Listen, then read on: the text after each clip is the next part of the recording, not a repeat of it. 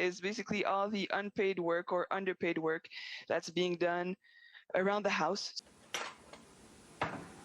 Invisible work like domestic chores is done every day. These jobs involve caregiving of children or the elderly, cooking and domestic chores, and even the planning of these tasks. And they're mostly done by women, and some Quebec organizations are asking the provincial government to recognize this unpaid and underpaid work.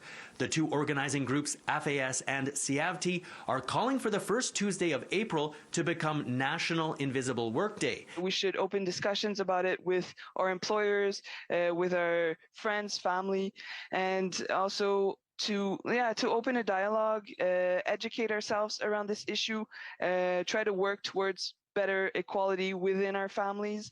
It wouldn't be a statutory holiday, but a day to reflect and have conversations about invisible work.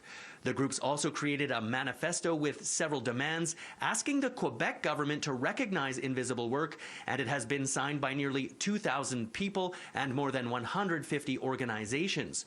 The document was sent to Quebec's minister responsible for the status of women, Marianne Pertuiset-Ferland, on March 27th. All this work done by all those invisible person is very important for the kids, for our society, for the old person. My sister is a mom, and the work that she does at home, I mean, she's literally working like 6 jobs. I have no clue how she gets it done. Well, I think it's a great idea. I mean, it's a job in itself. I think that women spend a lot of time doing those tasks.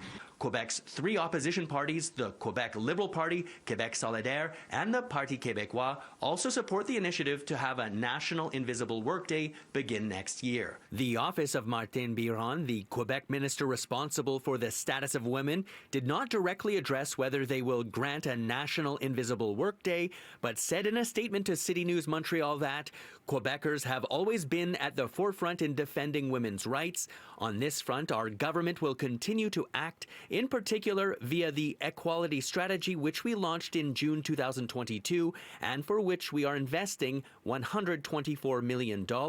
All of this work is still mostly being done by women, and this really affects their capacity to be financially secure, to be autonomous, and it affects their well-being mentally and physically, economically. In Montreal, Gareth Madoc-Jones, City News.